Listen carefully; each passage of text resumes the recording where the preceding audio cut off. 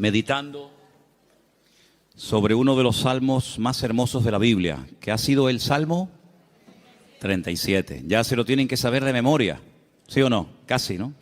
Vamos a abrir la Biblia, por favor, por el Salmo 37. Aleluya, gracias al Señor.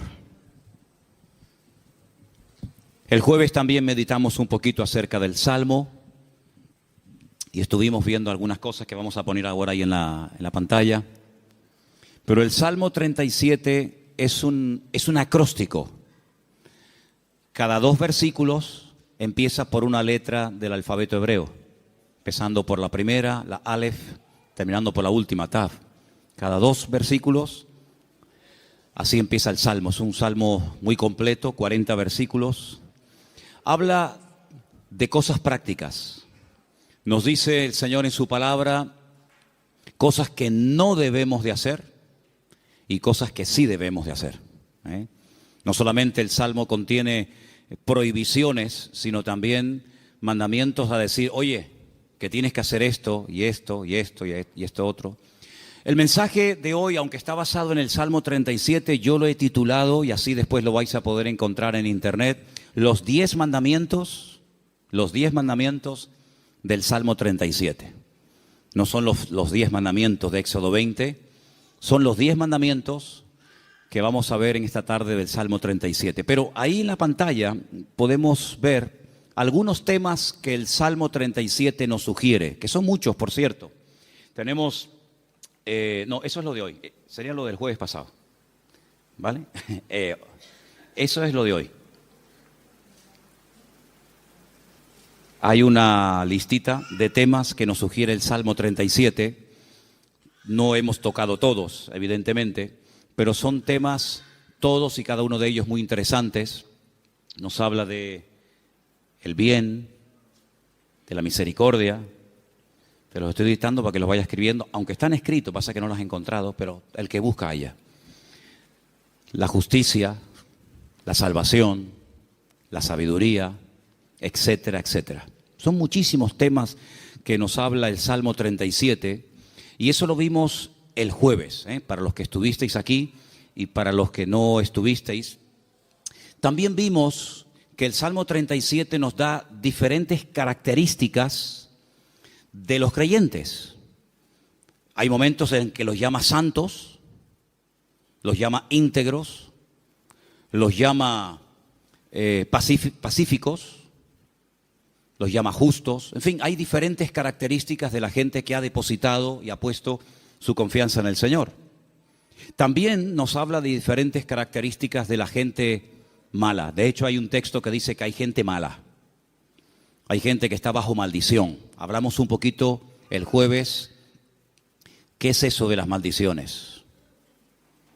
¿Existen? ¿Se pueden quebrar? ¿Se transmiten?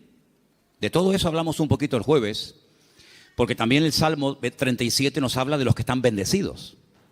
Así que habla de los que están bendecidos y de los que están bajo alguna maldición. Y pusimos el ejemplo de los cananeos, que eran los nietos o eran descendientes de uno de los hijos de Noé, y cómo Noé maldijo a Canaán, no a Can, su hijo, sino a Canaán, y de la cual vienen toda la raza, todas las naciones de los cananeos, todas las tribus, pueblos que estaban allí, y cómo eran personas que tenían unas características típicas de los cananeos.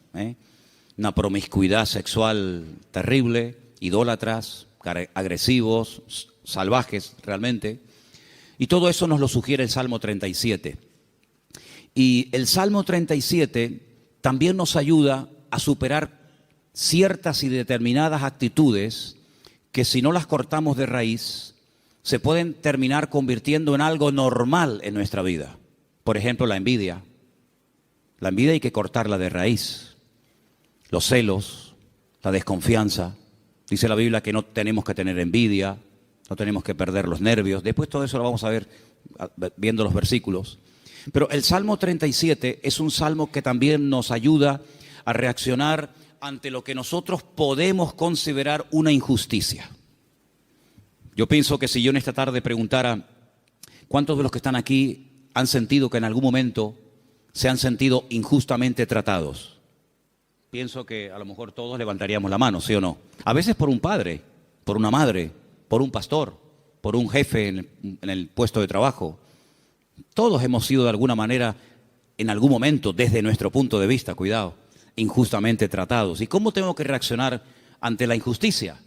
Ante lo que yo esperaba recibir y resulta que he recibido, pero todo lo contrario. El Salmo 37 es el antídoto perfecto. Que por cierto no es la queja. La queja es el lenguaje de los cobardes. La queja mata la fe, debilita el alma. Cuando una persona está todo el santo día quejándose, aunque no hables mucho con él o con ella, la forma como habla, la forma como opina, te está descubriendo el bajísimo nivel espiritual de su vida. El Salmo 37 nos habla de diferentes niveles espirituales. Alguno dirá, pero hay niveles. Claro que lo hay. No todo el mundo tiene la misma fe. No todo el mundo tiene el mismo nivel de paciencia o de amor o de conocimiento de la palabra. Siempre habrá alguien que sepa más que nosotros, ¿sí o no? Cuando ustedes van, por ejemplo, a la Biblia, encuentras momentos en los que el Señor se le queda mirando a un hombre y le dice: tú eres un hombre de mucha fe, grande es tu fe. Y hay momentos que se le queda mirando a otro y le dice: hombre de poca fe. Luego, los dos tenían fe, pero este tenía una gran fe y este tenía fe, pero poca.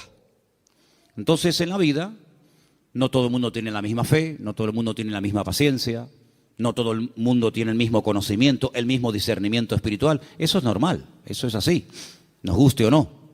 Y el Salmo 37 nos da consejos para alcanzar un nivel óptimo en nuestra relación con Dios y no caer en la desilusión, en la desesperanza, en la tristeza, porque dijimos que la tristeza, estoy preparando un mensaje, ya lo daré en su momento. Bueno, estoy preparando un montón de mensajes, pero uno de los que estoy preparando son las distintas caras o disfraces que se pone el orgullo. El orgullo se disfraza, se camufla, a veces de religioso, de espiritualidad, pero a veces el orgullo, y usted dirá, ¿sí? Me suena raro eso. Bueno, el orgullo a veces se disfraza de tristeza. La gente tiene una tristeza y en el fondo es porque tiene un problema con el orgullo. ¿Por qué estás triste? Le preguntas a alguien. No, porque no he recibido lo que tenía que esperar o esperaba recibir, porque no me han tratado como yo esperaba y estoy triste. Y a veces es un orgullo camuflado, porque cuando nosotros pasamos por la vida por una circunstancia difícil, en la economía, un problema en el matrimonio, o de la índole que sea, Dios te está tratando, ¿o no? Dios está tratando contigo. Y hay gente que no le gusta y se rebelan contra la forma como Dios le está tratando. Entonces, sin palabras, le estás diciendo a Dios: yo no merezco este trato, Parece que la tienes tomada conmigo. Es como yo le decía a mis padres: es que los profesores la tienen cogida conmigo. Todos, el de matemática, el de geografía, todos la tenían cogida conmigo. Y siempre la culpa la tiene, si no es el gobierno, es el pastor, si no es el marido, si no es la mujer, si no es Dios, si no es el diablo. Siempre alguien tiene la culpa, menos yo. Y el Salmo 37 es una radiografía de una realidad. La realidad presente. Dijimos el primer día, les recuerdo, que el pasado no existe. Amén. El pasado no existe, no podemos presentarlo, no podemos pesarlo, no podemos medirlo, no podemos tocarlo, no podemos verlo. Es algo abstracto. ¿Dónde está el pasado? Está aquí. Yo lo puedo recordar, hombre, no todo, pero el pasado lo tengo en la cabeza. Y hay personas que viven ancladas en el pasado. O bien porque el pasado fue pésimo y les marcó, o bien porque el pasado, según ellos creen, fue mejor que su presente. Pero ya leímos el otro día un versículo en el libro de Eclesiastés, donde dice que no es sabio y no está bueno decir, no es sabio opinar o decir que los tiempos pasados fueron mejores que estos, sino que cada tiempo tiene su característica, y si tú tienes que mirar a tu pasado para recordar algo bonito, es que tú no tienes presente. Ahora, nosotros no podemos modificar el pasado. Si yo no puedo modificar el lugar donde nací, ni la fecha, ni la hora, yo no puedo modificar el pasado, pero sí puedo echar a perder mi futuro. Dile al que está a tu lado: tu pasado no lo puedes cambiar. pero puedes echar a perder tu futuro. Ay, amigo. Yo no puedo evitar que ayer o antes de ayer o hace 10 años o hace 20 años me ocurriera aquella cosa que me hizo tanto daño. Ahí está, yo no lo puedo evitar, ya está hecho. Hombre, puedo evitar que el pasado me controle, puedo evitar que el pasado me manipule y condicione mi estilo de vida en el presente, pero cuidado, porque hay ciertas actitudes que como tú las mantengas y las cultives y las desarrolles, lo que estás haciendo es sembrar, pero sembrar mal, y puedes llegar a estropear tu futuro y lógicamente también tu presente. Así que el Salmo 37 es un antídoto contra tantas cosas que yo les animo a que si pudierais incluso hasta aprenderlo de memoria, hicierais un intento por aprenderlo de memoria. A lo mejor si en casa sois 4 o 5, pues decir, bueno, vamos a aprender cada uno, papá, aprende tus 5 versículos. Mamá, tú otros 5, yo otros 6. Hasta el perro puede, si tuvieras loro, hasta el loro podría aprender algún texto. Apréndanse el Salmo 37, es excelente. Vamos a ver hoy los 10 mandamientos del Salmo 37. Y ya te he dado tiempo de sobra, Saray, para que los encuentres. Los tenemos ahí en la pizarra, ¿verdad? Amén, qué bueno, estupendo. Vamos a leerlos todos, los 10 mandamientos del Salmo 37. Después vamos a leerlos en los versículos correspondientes. Primero, fuerte, confía en Dios. Después, con los ojos cerrados, sin mirar a la pizarra, tenemos que repetir los 10, así que vete aprendiéndotelos. Número 1 era, confía en Dios. Segundo, hacer el bien. Confía en Dios y hacer el bien. Vamos bien. Tercero, deleítate o deleitarse en Dios. Confía en Dios, haz el bien, deleitarse en Dios. Bien, hasta ahí llego. Venga, otro más. 4, encomendarse a Dios. Bien, confía en Dios, hacer el bien, deleitarme en Dios, encomendar a Dios mi vida. Venga, el 5, guardar silencio. Pero no dice, hermano, que hablemos. Guardar silencio ante Dios. Guardar silencio. 6, esperar en Él. 7, dejar la ira. 8, dejar el enojo, desecharlo. 9, apartarme del mal. Y 10, guardar su camino. ¿Qué tal? ¿Los habéis aprendido? Vamos a repasarlos. Confía en Dios, hacer el bien, deleitarse en Dios, encomendarse a Dios, guardar silencio, esperar en Él, dejar la ira, desechar el enojo, apartarme del mal y guardar su camino. Quítalo. Los 10 mandamientos del Salmo 37. Número 1. Bien, confía en Dios. Número 9. No. Segundo. Ese es, hacer el bien. Número 3. Número 4. 5. Guardar silencio, sin mirar. 6. Esperar en Él. 7. 8. 9. 9. Apartarse del mal. Y 10. Guardar su camino. Versículo 3 del Salmo 37 dice, confía en Dios. Primer mandamiento, confía en Dios. Fiarme de Dios. Depositar toda mi vida en sus manos, sabiendo que no hay vida más segura que cuando yo pongo mi confianza totalmente en el Señor. No digo que pongas parte de tu vida o parte de tu negocio o parte de tu tiempo en las manos del Señor y otra parte, no. 100% tu confianza en Dios. Porque algunos dicen, no, yo confío en Dios. Pero cuando se les abre la cartera y se les cae al suelo tienen la Bonoloto, los ciegos. Hay uno que también es de los discapacitados. Ese, lo conoces, ¿no? Ese. ¿Qué más hay? Rasca. No, yo confío en Dios. Ya te veo. Ay, amigo. Pero por la mañana se levantan y leen el horóscopo. Pero claro, depende si compras el día o compras el diario de avisos o compras, depende de qué periódico compres, te dirá una cosa o te dirá otra. ¿Confiamos en Dios 100% o no? ¿Se puede uno fiar de ese Dios? ¿Ha dado pruebas históricas a lo largo del tiempo que se puede uno fiar de Él? ¿Que no te va a fallar? Dice la Biblia, hay centenares de versículos, pero uno de ellos dice, aunque tu padre y tu madre te abandonen, yo nunca te abandonaré. Nunca, jamás. ¿Puede un padre y una madre abandonar a un hijo? Bueno, no será la primera ni la última, lamentablemente. Ha ocurrido. Pero Dios jamás te abandonará. Nunca. Nunca te abandonará. Tú a Él sí, puede ser, pero Él a ti jamás. Dice que nos agarra, nos toma de la mano derecha y nos dice, no temas, yo estoy contigo, yo te ayudo.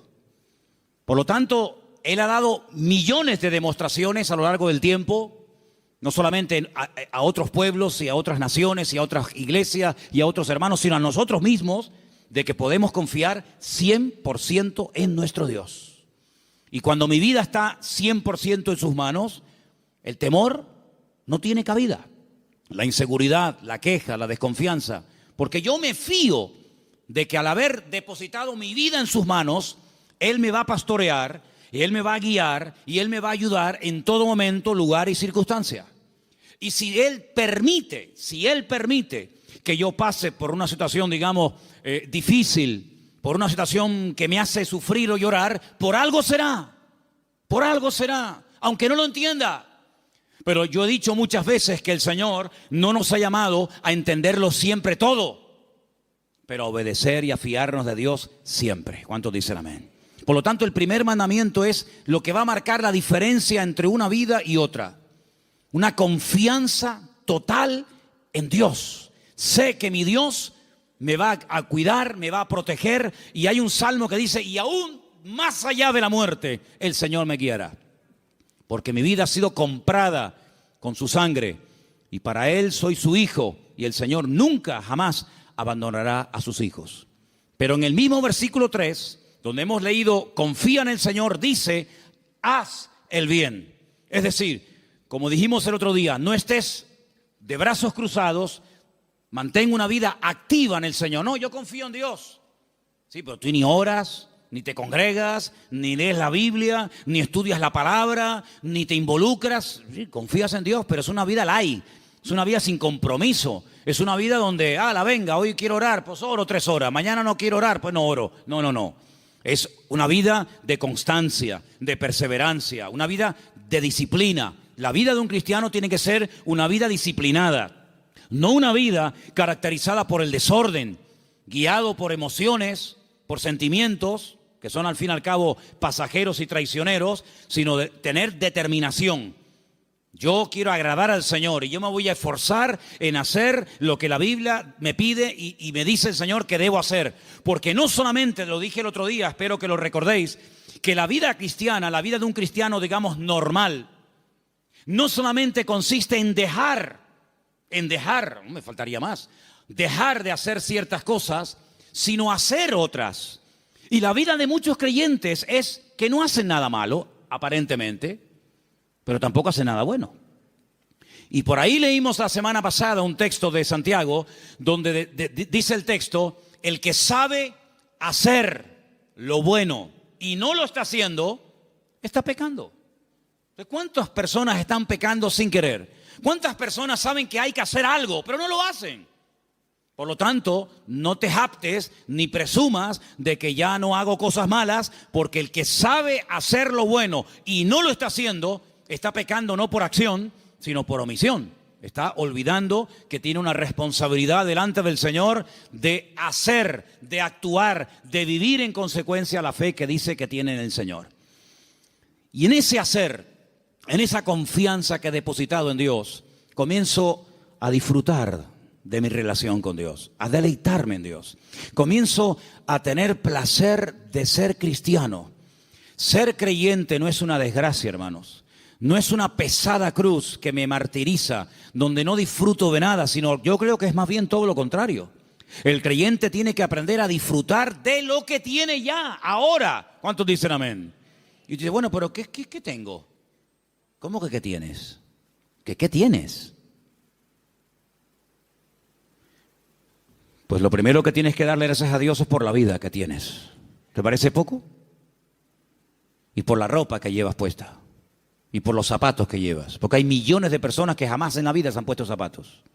Y por la comida que has comido. Y por la casa que tienes. Y por el coche que tienes. Y si no tienes coche, por lo menos pudiste venir en la guagua. Fíjate que es bueno Dios que el hombre ha inventado un sistema para transportar a la gente de un lugar a otro. Y mira tú por dónde tú puedes disfrutar de él. Gloria a Dios. Tienes una iglesia donde poder congregarte. Si tienes hijos, si vienen a la iglesia, ahora mismo están siendo atendidos por hermanas que se están perdiendo el culto para que tú estés aquí oyendo la palabra y los niños están siendo atendidos. Gloria a Dios por ello. Gracias al Señor por el lugar donde vivimos. No tenemos que vivir con miedo, con una inseguridad. Algunos que han venido de otras naciones, ¿qué les voy yo a decir a ustedes? Donde me dicen, no, que va allí. Donde yo a las 5 de la tarde todo el mundo como los topos bajo tierra. Todo cerrado, con rejas, con ventanas, con persianas. Uy, por la calle no puedes ir porque va todo el mundo armado y te quitan el reloj y te quitan esto. Aquí a mí nunca me han quitado nada y tengo 55 años, a mí nunca me han robado. Cuidado, a ver si ahora me va a pasar que me roben, pero bueno, no pasa nada. Si me roban, ¿sabes por qué me han robado? Porque algo me sobra. Porque no se le puede robar al que no tiene nada. Luego, si te roban algo es porque tienes algo. Ya es un motivo para dar gracias a Dios. Por lo tanto, hermanos, deleitarnos de lo que tenemos. Hay gente que siempre tiene o la pena de lo que perdieron, que tenían y perdieron, o están soñando siempre en algo que quieren tener, que a lo mejor nunca lo tienen, y en vez de disfrutar de lo que tienen ahora, viven o en el pasado o en el futuro, en tierra de nadie. Cuando lo que tienes que disfrutar es de ahora. Dale gracias a Dios por la silla en la que estás sentado. Y si no hacemos un día una prueba, quitamos todas las sillas y los bancos de la iglesia. Y os quedáis como yo mientras yo predico de pie. Y tenéis que estar todo el tiempo en la alabanza de pie, todo el culto de pie. Baños, los vamos a cerrar, no hay baños. Luz, cortamos la luz. Entonces vamos a comenzar a valorar que tenemos un local con luz, con aire acondicionado, con micrófono, con una silla. Gloria al Señor, no hay millones de motivos para darle gracias al Señor, hermanos. Hay cambios y hay milagros que solamente vendrán a nuestras vidas cuando comencemos a dar gracias al Señor por lo que tenemos. ¿Para qué quieres más? ¿Para qué quieres más? Si con lo poco que tienes, según tú, te quejas, si tienes más, te vas a quejar más. Entonces Dios a veces a alguna gente no le da más porque entonces estarían quejándose más tiempo todavía. Dice la Biblia que un día los discípulos llegaron al Señor y le dijeron, Señor, la gente tiene hambre, viven lejos, el lugar en el que estamos es desierto, no hay comida y ni siquiera tenemos dinero para dar de comer a semejante multitud. Diles que se vayan. Y el Señor le dice, ¿y por qué? Dadles vosotros de comer, aprender a enfrentar nuevos desafíos. ¿Saben, hermanos? Una congregación, un creyente que no tiene desafíos delante es un creyente que termina con el paso del tiempo estancándose. ¿Por qué les he comentado ahora de hacer una tronja, de ampliar el salón, de poner arriba un balcón, de hacer más? Pues tenemos que tener desafíos delante de nosotros. Si no nos acomodamos, nos hacemos señoritos. Bueno, estamos bien como estamos, como decía la antigua canción, somos un pequeño pueblo muy feliz. No, hay que esforzarnos y hay que trabajar y hay que sudar. Y cuando yo empiece a notar, yo les hablo de Manolo Sierra, cuando yo empiece a notar que me estoy acomodando, digo, hermano, mi tiempo aquí se terminó. Yo no quiero estar más aquí. Yo me tengo que ir a un sitio de pionero a empezar de cero. Hermanos, no podemos darle lugar a la rutina en nuestra vida, a la monotonía. Tienen que haber desafíos. Hay congregaciones que viven de las glorias del pasado, iglesias que ya lo tienen todo. Y te das cuenta que les hace falta todavía tantas cosas como la iglesia de la Odisea. Nos hemos enriquecido, no nos hace falta de nada. Y el Señor estaba en la puerta de la iglesia llamando, dice, si alguno oye mi voz, Entraré a Él, cenaré con Él y Él conmigo. Habían perdido lo más grandioso y hermoso que puede tener una congregación, que es la presencia del Señor. La habían perdido y ni siquiera se habían dado cuenta. ¿Cuántas cosas hay por ahí así que nos dejan con la boca abierta? Por lo tanto, hermano, vamos a deleitarnos en el Señor. Vamos a disfrutar de la vida. ¿No dice la Biblia, deleítate con la mujer de tu juventud? ¿No dice eso la Biblia? En la mía sí. Algunos me miran como diciendo, pero eso dice la Biblia. Uy, más todavía. Con la mujer de tu juventud, que sus caricias te satisfagan en todo tiempo. Así que ya saben, yo me deleito, pero tú me haces caricias.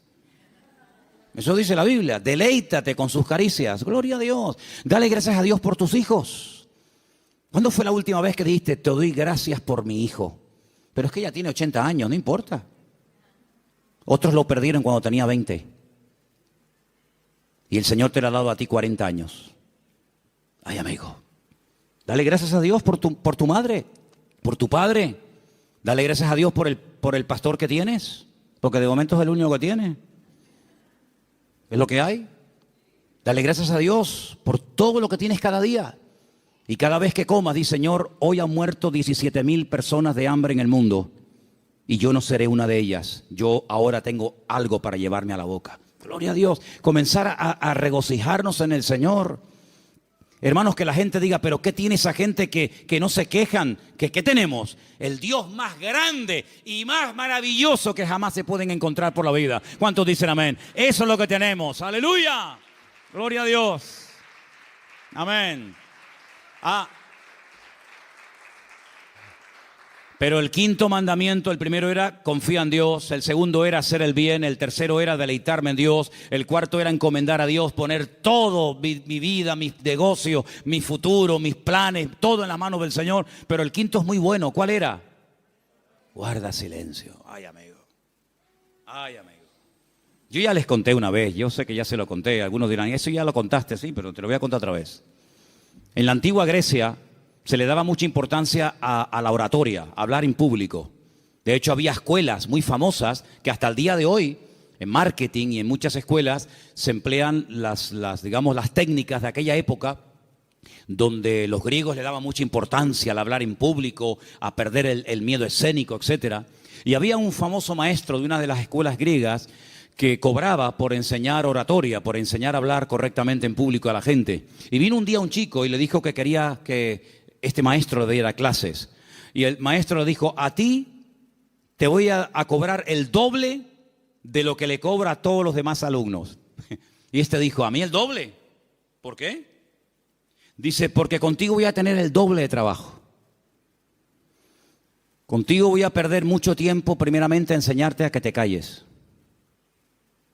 Y cuando aprendas a guardar silencio, es cuando por fin podré comenzar a enseñarte a hablar.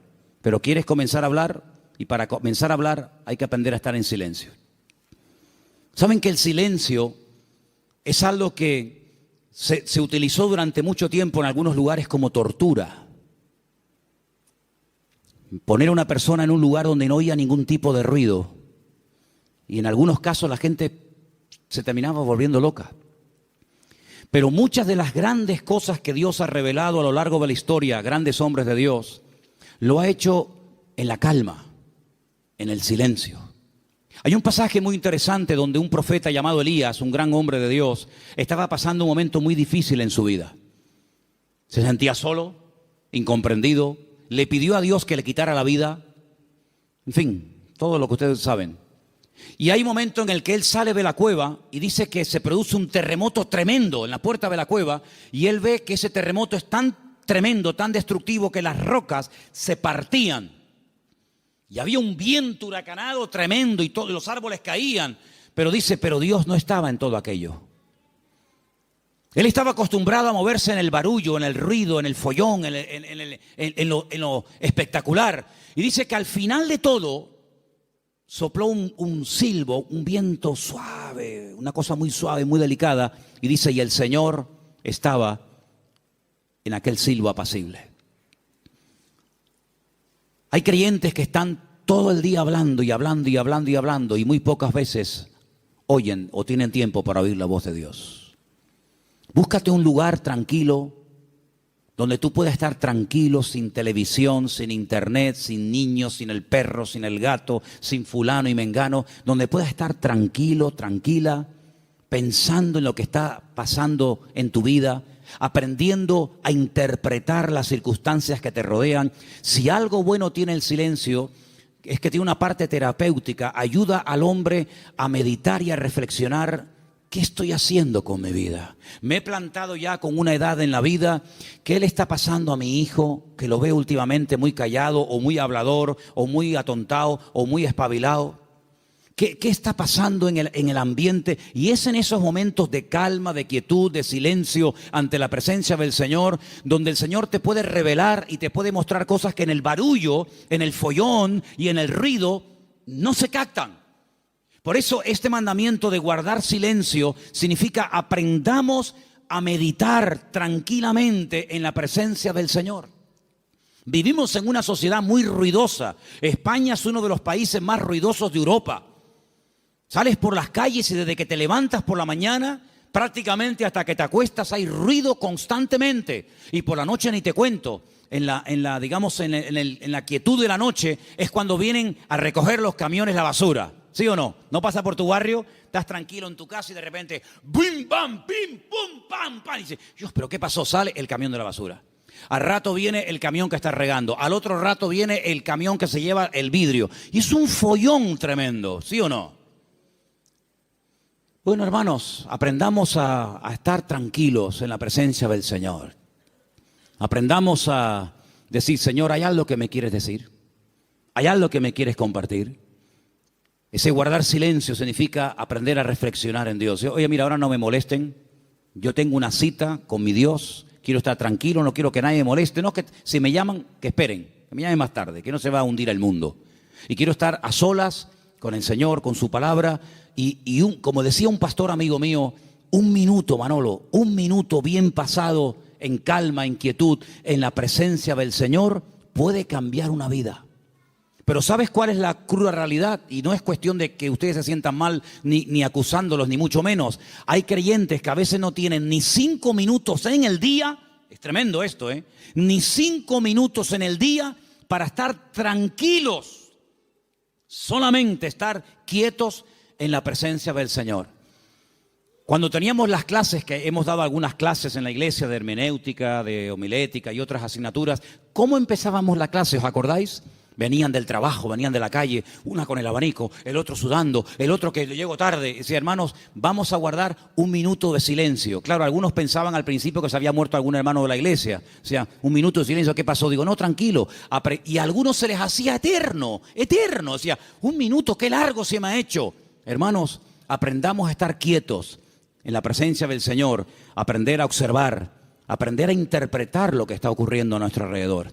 El sexto era esperar en Él. ¿Saben que una de las cosas que yo peor llevo en la vida es esperar? No me gustan las colas. El otro día me enseñaba un hermano de la iglesia, por no estar dando nombres, me enseñaba una fotografía que habían sacado desde una ventana donde se veía un grupo bastante numeroso de gente haciendo cola, esperando. Me decía, esta es una de las colas que la gente tiene que hacer para ver si puede comprar algo de azúcar. Y yo decía, bueno, pues yo me acostumbraría, mira que para mí sería tremendo esto, ¿no? Pero yo digo, bueno, yo me acostumbraría a vivir sin comer azúcar, porque yo para estar 2 horas, 4 horas para un paquete de azúcar, y me dice otra persona, sí, pero es que también tienes que hacer cola para comprar la leche. Digo, bueno, pues, no sé, me acostumbraría a no beber leche. Pero es que también al final tienes que hacer cola para todo. Pero qué rabia da a veces cuando tienes prisa y el que va delante tuyo es el más lento de Europa.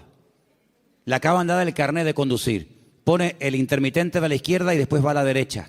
O pone los 4 que son de emergencia, porque como te ve muy pegado, te está diciendo, no te pegues mucho que me das miedo, y te ponen los 4 intermitentes. Y tú dices, pero muévete, que tengo prisa. Me acuerdo una vez en Benito Pérez Armas, el semáforo estaba en verde, hermano, de verdad les prometo que el semáforo estaba en verde. Era bajando la antigua cárcel, la mano izquierda, que ya entras para el Parque La Granja, ¿sabía dónde les digo, no? Y el semáforo estaba en verde, y había un coche parado. Y yo le decía, Al principio fue una pita suave. Pip. No sé. Después, más prolongada. Al final, saqué la cabeza por la ventana. Digo, pero muévete de una vez, hombre, que está verde. Atontado, que estás atontado. Y sacó la cabeza una señora y me dice, hola, pastor, ¿cómo está, hermano? Y le dije, hola, hermana, hola, dele, hermanita, dele, vamos. Ah, qué vergüenza, ¿no? Si hubiera sido oveja en vez de pastor, me hubiera cambiado de iglesia, para que no me diera. Bueno, son cosas que pasan, ¿no? Soy humano como cualquiera de ustedes. Así que, hermanos, aprender a esperar en la vida se hace a veces complicado, ¿verdad? Pero es importante y fundamental aprender a esperar en Dios, no tener prisas. Porque, ¿saben? He descubierto que Dios no tiene prisas. ¿Cuántos dicen amén? ¿Saben que hay un pasaje donde una persona, no quiero decir la palabra se enfada, pero casi se enfadó con el Señor? Porque nunca le había pedido nada, nunca. Sabían que el Señor siempre estaba muy ocupado. Sabían que el Señor siempre estaba viajando, hablando por aquí, predicando. Y nunca le habían pedido nada. Solamente un día le pidieron un favor. Y el favor era muy concreto, muy directo. Señor, el que amas está enfermo. Como diciendo, Señor, ven pronto. Y dice la Biblia, saben lo que estoy hablando, ¿verdad? De Lázaro. Era amigo de Jesús. Vivía en Betania, donde estaba con sus 2 hermanas, Marta y María. Dice la Biblia que cuando le llega la noticia al Señor, no dice, como seguramente esperaban la familia, venga, vamos que hay que ir a orar por Lázaro. O podía incluso haber hecho lo que hizo con el siervo del centurión, ¿os acordáis? Cuando le dijo el centurión, Señor, no hace falta que vengas a mi casa, di la palabra y mi criado sanará. Podía haber dicho, Padre, desde aquí pido que sanes ahora a mi amigo Lázaro. Y Lázaro hubiera sido sanado. Pero ni siquiera hizo eso. Sino dice que llegó 4 días después del aviso. Y claro, cuando llegó, evidentemente, la enfermedad era grave, porque dice la Biblia que Lázaro ya estaba muerto y enterrado. Si ellas sabían que no iban a molestar al Señor por una tontería. Cuando llegó, sale una hermana, se lo encuentra en el camino y le dice estas palabras que ustedes saben perfectamente. Señor, si tú hubieras estado aquí cuando te mandamos a llamar, nuestro hermano no habría muerto. ¿Cómo interpreta usted esas palabras, hermano? Usted que sabe griego, arameo y hebreo. ¿Cómo lo interpreta usted? Me ha fallado. Mi hermano se murió por tu culpa. ¿Está mal interpretado? Es versión Manolo Sierra. Si tú hubieras estado aquí, esto no hubiera ocurrido. Sale la otra hermana.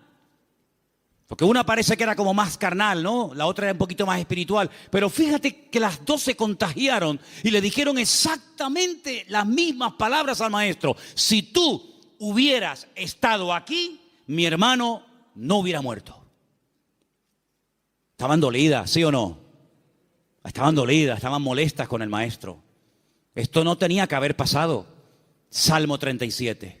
No te impacientes. No pierdas los nervios. Después vamos a ver eso.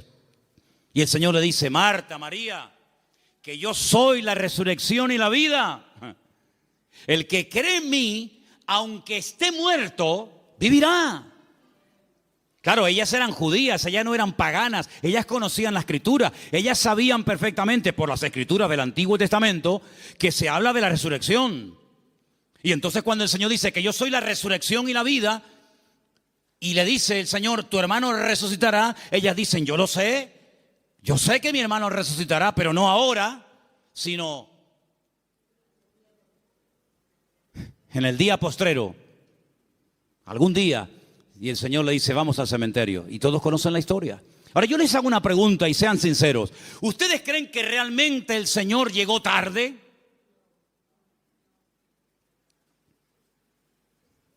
El Señor nunca llega tarde a ninguna casa, a ninguna familia. El Señor siempre llega cuando tiene que llegar. Siempre. Es que si esto hubiera ocurrido media hora antes, sí, pero ocurrió así. El Señor lo quiso así. Y ya está. El Señor llegó cuando, humanamente hablando, según ustedes, ya no hay nada que hacer. Y hay situaciones, escucha bien esto, hermano, porque cuanto antes lo aprendan, algunos, unos más que otros, mejor. Hay situaciones que Dios permite, escucha bien, que Dios permite que lleguen hasta el final. Cuando ya humanamente hablando no hay ninguna posibilidad de cambio. Y el Señor lo permite. Hay otras que no. Hay otras que dicen, no, vamos a hacer esto ahora. Pero hay otras que dicen, tranquilo. Lo va a hacer, pero no ahora. No cuando tú quieras, sino cuando yo quiera y como yo quiera. Y cuando llega al cementerio, hace uno de los milagros más espectaculares que el Señor hizo a lo largo de su ministerio. Levantar a un muerto que hacía 4 días que estaba enterrado. Eso no lo había hecho nunca. Había resucitado personas que estaban aún calientes. ¿Se acuerdan? La hija de Jairo. Cuando llegó, dice, acaba de morir. Luego, si la tocabas, la niña estaba caliente. Acaba de morir, pero estaba muerta. Pero el Señor la resucitó. Había otros casos donde dice la Biblia que lo llevaban en la caja para enterrarlo.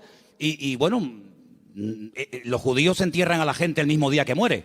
Por lo tanto, no hacía ni 24 horas que había muerto. Pero nunca el Señor había llegado tan lejos. Nunca el Señor había hecho un milagro de una resurrección después de 4 días. Si ustedes van a Israel, si ustedes han ido a Jerusalén alguna vez conmigo, ustedes van a ver que en todos los cementerios judíos hay una abertura, como una ventana, que es por donde se cree que al tercer día se va el alma. Y ya es como demasiado tarde, ya no hay escapatoria. A los 3 días, a las 72 horas, se va el alma y ya se fue. ¿Cuándo llegó el Señor? Al 4.º día. Cuando ya no había ninguna posibilidad, según la tradición, según la medicina, de levantar a un muerto, es cuando llegó el Señor. No podía el Señor haber llegado el primer día, antes de que muriera así, pero hubiera sido una sanidad más, de tantas. Pero el Señor quería hacer algo especial, porque amaba tanto a Lázaro, que si hubiera llegado a la media hora o a los 10 minutos de haber recibido el llamado, hubiera sido una sanidad. Y Lázaro podía haber dicho, el Señor me sanó cuando yo estuve enfermo. Pero yo te amo tanto, Lázaro, que no te voy a sanar. Te voy a resucitar. Y eres la única persona en toda la historia de la humanidad que yo resucité al 4.º día. Entonces no te das cuenta, hermano y hermana, que a veces hay situaciones como que tú dices, pero ¿dónde va a terminar todo esto? ¿Pero hasta cuándo va a llegar esto? Es por el amor tan grande que Dios te tiene, para que no sea una cosita más que puede pasar desapercibida, o que incluso algún incrédulo diga, bueno, sería casualidad. No, va a llegar al límite, al extremo, cuando ya no hay ninguna posibilidad de cambio, de mejoría o de perfeccionamiento, cuando el Señor va a llegar y va a decir, ahora, para que la gente diga, esto era para la gloria del Señor. ¿Cuántos dicen amén? ¡Aleluya! Así que tranquilo, no te precipites. Amén. Hay 4 prohibiciones, antes de seguir con la lista de los mandamientos. Hay 4 prohibiciones, las voy a leer rápidamente. 4 cosas que el Salmo dice que no tenemos que hacer. Yo las voy a leer y tú te vas a preguntar a ti mismo si la estás haciendo. La primera está en el versículo 1. Salmo 37:1. No te impacientes a causa de los malignos. No te impacientes. No pierdas la paz. Tranquilo, relájate. Dile que está a tu lado, relájate. Tranquilo. No te impacientes. No pierdas la paciencia. Número 2, en el mismo texto. Ni tengas envidia de los que hacen iniquidad. Así que ni impacientarme, ni tener envidia. Jamás. Ni una cosa ni otra. Versículo 7. No alterarme. Guarda silencio ante el Señor, espera en Él. No te alteres con motivo del que prospera en su camino, por el hombre que hace maldades. No te alteres. Tranquilo, relájate. Cuenta hasta 10. Versículo 8. Deja la ira desecha el enojo, no te excites en manera alguna a hacer lo malo. Estas son las 4 prohibiciones, las 4 cosas que el Salmo 37 prohíbe hacer a un creyente. No perder la paciencia, no tener envidia, no alterarme y no hacer lo indebido, es decir, lo malo. ¿Qué te parece? Y en esta actitud, en esta riqueza del Salmo 37 me dice, deja la ira y desecha el enojo. Es decir, si te enfadas, vas a comenzar a hacer y a decir tonterías. Cuando una persona está enfadada, ¿tú le has oído las tonterías que dice? Incluso hasta orando dice tonterías. Ya no aguanto más. Y el Señor dice, cállate, machango. Sabrás tú si aguantas o no aguantas. Si yo te mando esto es porque tú aguantas. Pero ya Él lo dijo. Nadie me ama. Las tonterías que uno dice cuando está enfadado, es como cuando uno está desanimado. Las peores tonterías, las peores barbaridades, los peores insultos, las peores humillaciones se dicen cuando uno está enfadado o desanimado. Y por eso la Biblia dice, no permitas que tu carácter te controle, porque cuando nuestro carácter nos controla, siempre la embarramos. ¿No dicen así los argentinos? O los uruguayos, la embarramos. Metemos la pata. Entonces, pues oye, Señor, ayúdame a tener control, dominio propio, dice la palabra. Dominio propio.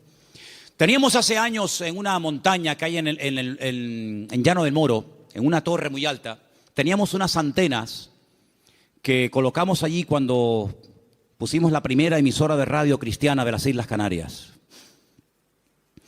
Y había un hombre que todas las mañanas subía a ese monte y pegaba un grito, pero un grito que se oía en todo el valle, se montaba en el coche y yo creo que se iba a trabajar. Y yo digo, oye, uno dirá que está loco, pero yo creo que este hombre es sabio, porque el hombre se iba al monte, pegaba un alarido estilo Tarzán, yo creo que tenía algo de espíritu de Tarzán. Gritaba, se montaba en el coche y se iba. Oye, a lo mejor tenemos que irnos a la montaña de los Campitos, procura que no haya nadie, porque claro, si subes por la noche y pegas un alarido estilo hombre lobo allí, van a decir que hay un loco aquí, un endemoniado. Pero hermano, ¿sabes qué? Tenemos que aprender a desahogarnos con Dios. ¿Cómo se desahogaba Cristo? Con el Padre. ¿Dónde fue? Al huerto de Getsemaní. Y en el huerto de Getsemaní dice que agonizaba, lloraba, clamaba, allí peleaba. Y cuando salía y se levantaba y le decían, venimos a aprender a Jesús, dice, yo soy. ¡Pum! Y caían todos al suelo. En otras palabras, era un hombre que no descargaba en los demás su enojo, su enfado, lo que fuera, sino que aprendía a desahogar su alma delante del Padre. Y eso es algo que tenemos que aprender todos, hermano. Porque hay gente que está contenida. Y hermano, el tranquilito, el que no se enfada nunca, cuando se enfada, échate a correr, Échate a correr. Dice, no, este es bobo. Este no se enfada nunca. Cuando se enfada, apaga la luz y vámonos, porque es el increíble Hulk. Que por cierto, me encontré en la puerta de la iglesia allí 2 puños del increíble Hulk. No sé si a alguien se le cayeron. ¿Los puedes enseñar? No sé quién trajo eso, pero bueno, ahí están. Yo dije el otro día, y según el Salmo 37 y otros, hay 2 vías de escape, 2 válvulas de escape que Dios ha puesto en el ser humano que tiene que usarlas. Una es el llanto y otra es la risa. Claro, como te enseñaron que los hombres no lloran, pues está trancado. Y como tampoco no es la alegría de la huerta, dicho sea de paso, pues tampoco se ríe. Entonces ni llora ni ríe. Y un día va a explotar. Un día va a explotar más de uno. Pero aprende a reírte en el Señor. Aprende a llorar en la presencia del Señor. No dice la Biblia, bienaventurados los que no se ríen. Bienaventurados los que no lloran. ¿Lo habéis leído alguna vez? Yo tampoco. Bienaventurados los que lloran, dice la Biblia. Pues llora, mija. Llora. Llora delante del Señor. Llora, hermano y hermana, delante del Señor. Señor, lloro de esto, lloro por aquello, lloro por tal, lloro por cual. Y te aseguro que tu alma se va a descargar, se va a desahogar. Y cuando salga, vas a salir con las fuerzas renovadas, vas a salir levantado por el Señor, vas a salir bendecido. Pero no vivas una vida hermética, trancada, porque ni Cristo vivió así. Él dice la Biblia que se quebrantó y lloró y sudó grandes gotas de sangre y se desahogó delante del Padre. Ahora, ¿qué hace la gente? Se desahoga con una botella de vino en la mano, se desahoga metiéndose un pico de heroína, se desahoga haciendo no sé qué y no sé cuánto, echándole la bronca a la mujer, al hijo, pegándole una paliza al otro. No, esas no son las formas, esos son los métodos mundanos. La forma de Dios es que aprendas a ir a la presencia del Señor y abrir tu corazón y decirle: Señor, no aguanto más. Y en la Biblia encontramos grandísimos hombres de Dios que lloraron a gritos, dice la Biblia. Sí, a gritos lloraron. ¿Quién? José. Lo dije el otro día cuando compartía de este mismo salmo. Dice que ya no aguantaba más. Léalo, textualmente lo estoy citando. Ya no podía contenerse más. Ya llegó al límite. Oye, me venden mis hermanos. Les pido por favor que se apiaden de mí, que me saquen de este pozo que tenía que haber escorpiones y serpientes. No me hacen ni caso. Me quitan las prendas, me llevan desnudo a Egipto. ¿Yo qué pinto en Egipto? Un país de idolatría, un país de una promiscuidad terrible, de idolatría por todos lados. De repente llega allí, no sabe hablar el idioma, desnudo, lo compran como esclavo. De ser el niño bonito y amado del padre, pasa a ser un esclavo, un sirviente, sin derechos, tratado al trancazo, por querer vivir una vida recta y honesta y santa delante del Señor. Lo acusan de algo que él nunca había hecho, ¡pum!, a la cárcel, sin comérselo ni bebérselo, ahora en la cárcel. Allí con delincuentes, con asesinos, con violadores, con lo peor. Y ahora, ¿y cuándo voy a salir yo de aquí? Yo qué sé, no tengo abogado, yo ni siquiera sé expresarme en el idioma de este país. Cuando sale de allí, Dios lo levanta, lo bendice, lo prospera. Y cuando ve venir a sus hermanos, no permitió que la ira, que el enojo, que la rabia dijera: ahora que tengo poder. Porque cuántas veces yo he dicho de este mismo púlpito: si quieres conocer a un hombre de verdad, si quieres conocer a un pastor de verdad, si quieres conocer a una persona de verdad, dale poder y dale dinero. Claro, el coleta, el otro que, en fin, y el otro, es muy fácil criticar lo que hacen los demás, que yo no defiendo a nadie, ahí me da igual, para mí son todos iguales.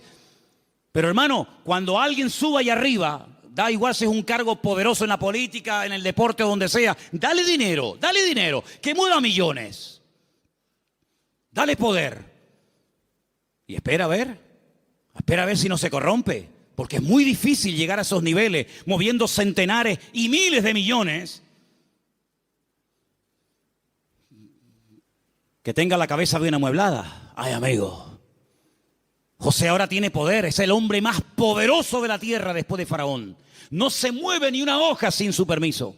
Faraón dice: no, a mí no vengan, vayan a él. Él es el que organiza el país, él es el ministro de Hacienda, él es el ministro de Economía, él es el que administra. A mí no me den la paliza, vayan a él. Delegó todo en José. Ahora tiene poder, ahora tiene autoridad, ahora tiene dinero, ahora tiene sirviente. Ahora hasta Potifar, aquel que lo compró, ahora tiene que venir y postrarse delante de él. La mujer de Potifar: ven para acá.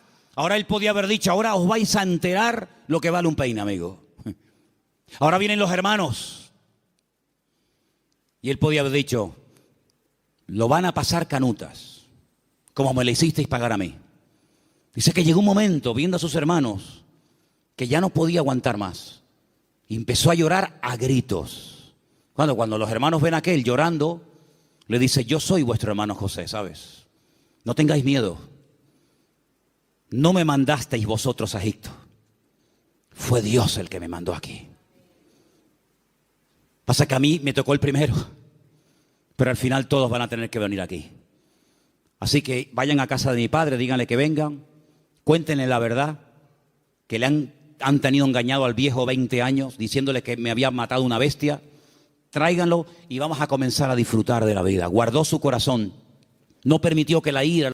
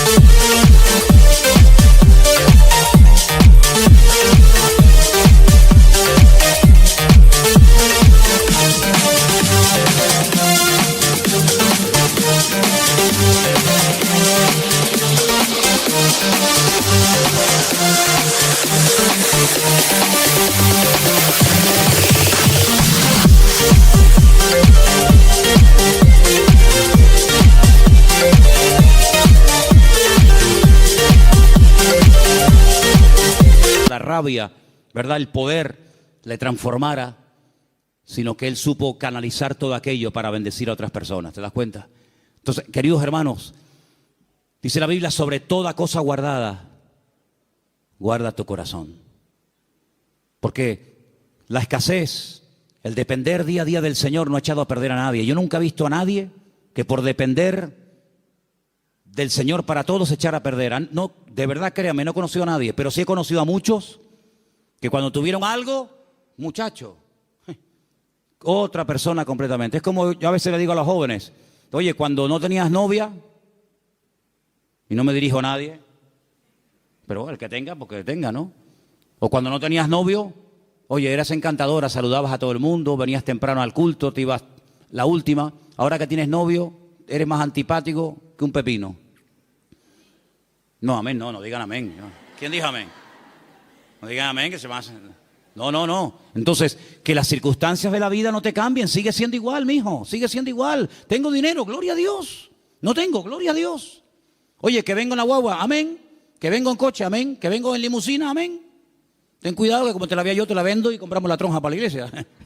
¿Me entiendes? Entonces, hermano, mantengamos el equilibrio en el Señor. Mantengamos el equilibrio. Vamos a deleitarnos de lo que tenemos, pero vamos a apartarnos. Versículo 27, apártate del mal. Este versículo es buenísimo. Ya termino con este y con uno más. Apártate del mal, apártate del mal. Dios no tiene que apartarse del mal, somos nosotros los que tenemos que apartarnos del mal. Es decir, ser selectivo. ¿Me conviene a mí esta amistad con esta persona? ¿De qué habla esta persona? Pues mira, está todo el día hablando de esto. No me conviene. No digo que sea mala persona, pero no me conviene. Su mundo no es mi mundo. Sus conversaciones no son las mías. Y para ser amigo tengo que entrar en su terreno y no me va. No me interesa. Apártate del mal. Aprender a retirarse a tiempo. Mira, no me conviene esta amistad, no me conviene este lugar, no me conviene estar todo el día con esto. Eso es lo que dice la Biblia. No son prohibiciones porque lo digo yo y punto. No, sino es por tu bien. Apártate del mal. Porque el mal difícilmente se aparta de uno. Escúchame bien. Generalmente el que tiene que apartarse del pecado es uno. El pecado generalmente no se aparta de ti. Tú sales a la calle y hay más droga que antes. Y más alcohol que antes. Y más mentira. Y más de todo que antes. Luego el mal difícilmente se aparta de una persona. Te tendrás que ir a vivir al Valle de Ucanca allí solo. Y ni siquiera allí. Porque decía Pablo, miserable de mí, ¿quién me librará de este cuerpo de muerte? Por lo tanto, apártate del mal, sé selectivo. Dice, mira, no me conviene este camino. Dice que el simple ve el peligro y pasa justamente por el peligro. El prudente dice, no me conviene ir por ahí, voy a dar la vuelta. Es más largo, pero no importa. Prefiero dar la vuelta que pasar por ahí que me corten la cabeza. Apártate del mal, haz el bien. Y dice finalmente, verso 34, el 34 y termino, espera en Dios y guarda su camino, mantente en el camino del Señor, pon cuidado en las cosas del Señor, mantente en Dios. Un día bueno lo tiene cualquiera.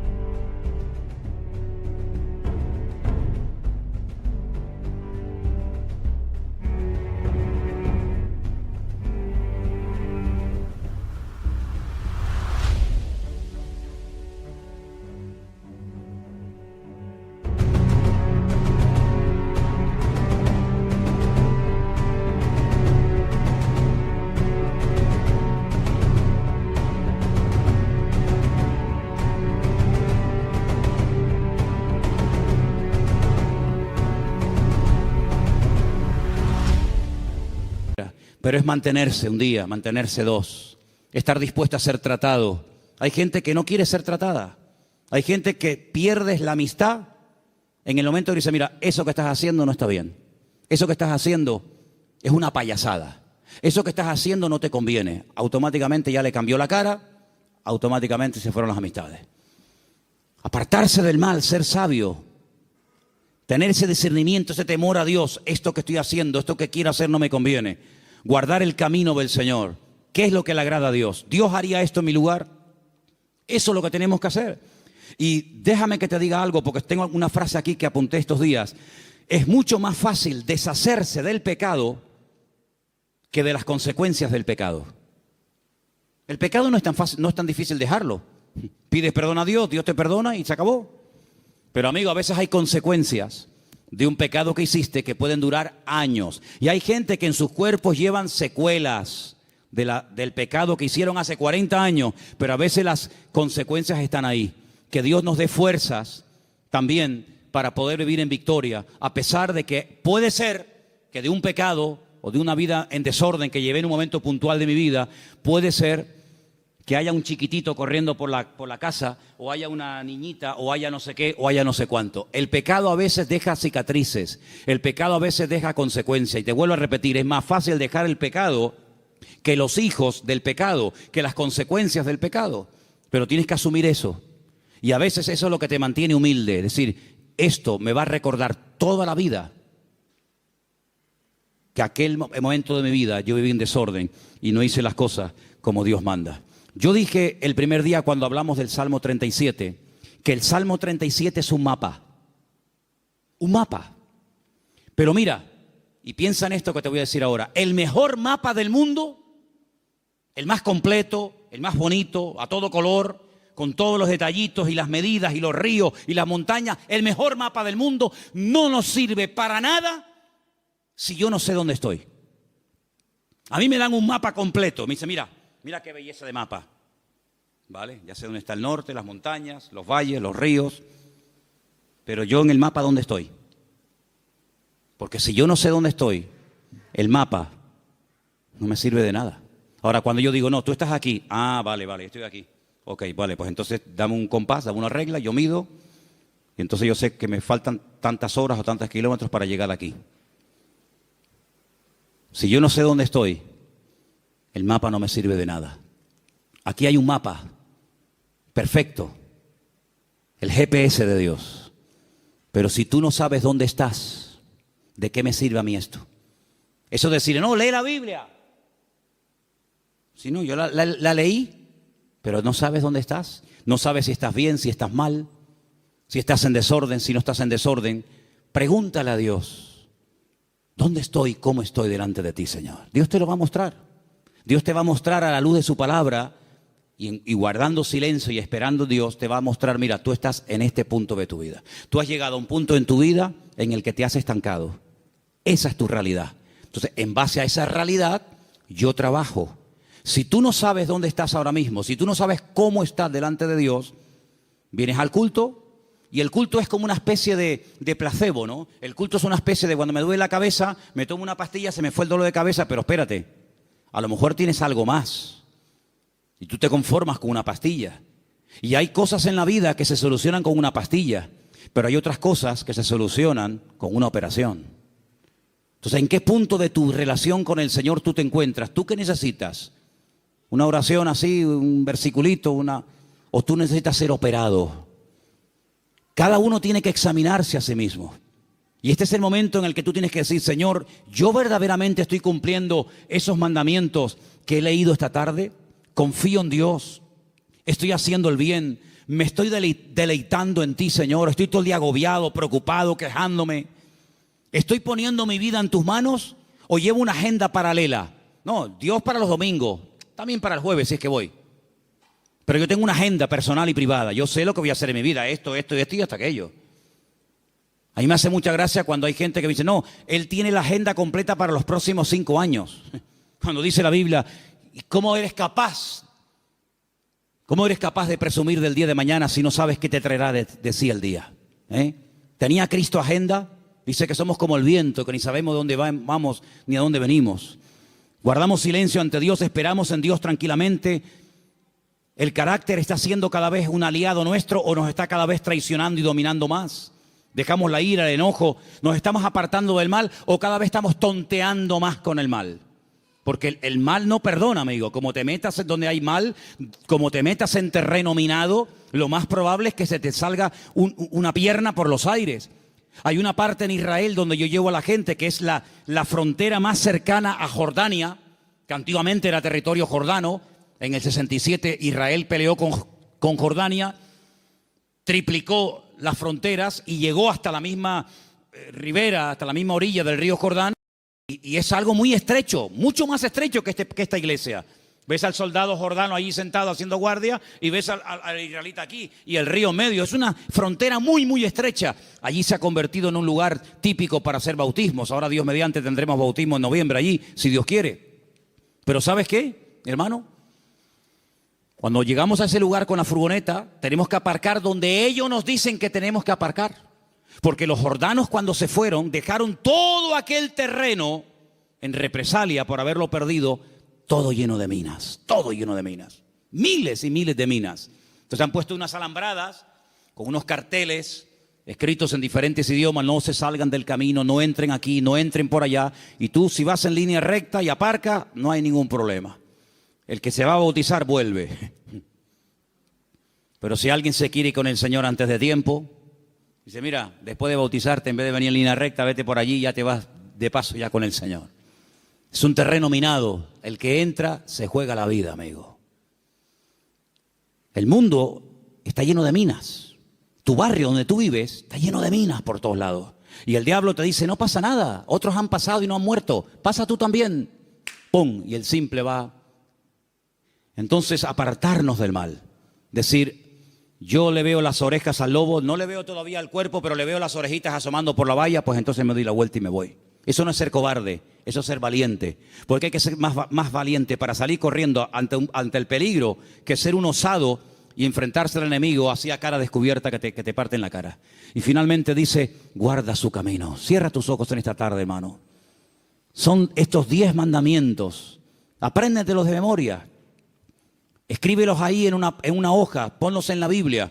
Cuando te levantes mañana por la mañana, dilos en alta voz. A lo largo del día, ponlos ahí en el tablero del coche o en el espejo de tu habitación, o te estés afeitando, lavando. Ponlos en la mesilla de noche, cuando te acuestes. Confía en Dios, hacer el bien, deleitarme en Dios, encomendar a Dios el camino, guardar silencio ante Él, esperar en Dios, dejar la ira, desechar el enojo, apartarme del mal, guardar su camino. Mañana otra vez, pasado otra vez. Y estas verdades van penetrando en tu vida. Y en cuestión de varias semanas, de varios meses, de poco tiempo, tú vas a notar que hay algo en tu vida que comienza a cambiar. Comienza a cambiar. Ahí tienes 10 consejos prácticos, 10 mandamientos de la palabra para vivir una vida victoriosa en Dios. Señor, en esta tarde te damos gracias por este precioso salmo. Salmo escrito por nuestro hermano y querido David Hamelech, el rey David. Gracias, Señor, porque tu palabra nos habla miles de años después de haber sido escrita, como si se hubiera escrito la noche misma. Señor, queremos pedirte que nos dé fuerzas para que podamos poner en práctica estos mandamientos, estos sabios consejos que el dulce cantor de Israel, el hombre más cerca del corazón de Dios, nos dejó en la palabra para que los escudriñemos y los pongamos en práctica. ¿Cómo sabía él que hay que apartarse del mal cuando hay tiempo de hacerlo? ¿Cómo sabía él deleitarse en Dios? ¿Cómo sabía David confiar en ti, Señor? ¿Cómo sabía David encomendar, poner la vida en tus manos antes que en el hombre? ¿Cómo habla la voz de la experiencia, Señor? Y queremos en esta tarde pedirte que nos ayudes a poner en práctica esta palabra que hemos aprendido hoy, Señor. Danos fuerza para poder hacerlo. Te lo pedimos en el nombre bendito y poderoso de Jesús. Amén y amén.